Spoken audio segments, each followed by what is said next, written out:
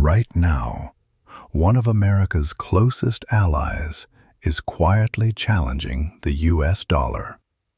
The United Arab Emirates just announced it's leaving OPEC, a group it's been part of for decades. And on the surface, that sounds like an oil story, but it's not. Because just days before that announcement, the UAE sent a warning. If they run low on dollars, they may start selling oil in other currencies, like the Chinese yuan. That's a direct threat to the system that has powered the U.S. economy for 50 years. To understand why this matters, you have to go back to 1974. The U.S. made a deal with Saudi Arabia. Oil would be priced only in U.S. dollars, and in return, the U.S. would provide military protection. That deal created something powerful. Every country in the world needed dollars to buy oil. That's what made the dollar the world's reserve currency.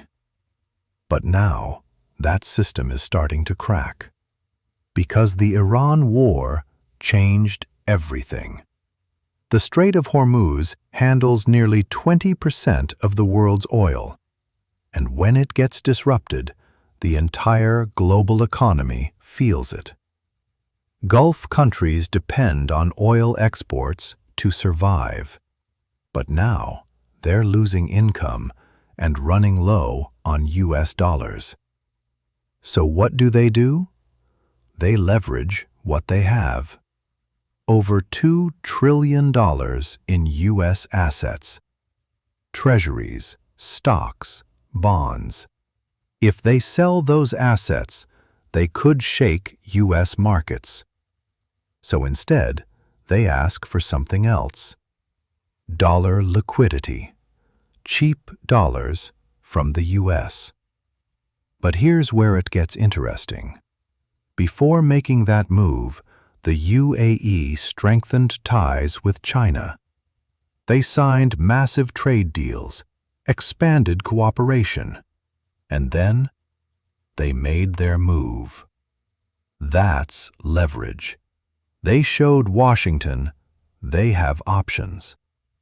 And this is why many analysts say China is quietly winning. Because while the U.S. built a system based on finance, China built something else. Supply chains, manufacturing, rare earth minerals, the materials needed to run modern economies and modern wars. And at the same time, the dollar's dominance is slowly declining. It once made up over 70% of global reserves. Today, it's closer to the 50s. And central banks are buying gold at the fastest pace in decades. Because trust is changing. So what does this mean for markets? There are only two paths, and both are dangerous. Either oil supply collapses, sending prices higher, triggering recession. Or inflation spikes globally, and markets can't handle it. Because this isn't just about oil. It's about control of the global financial system. And right now, that system is being renegotiated in real time. Subscribe for more breakdowns like this, because this story is just getting started.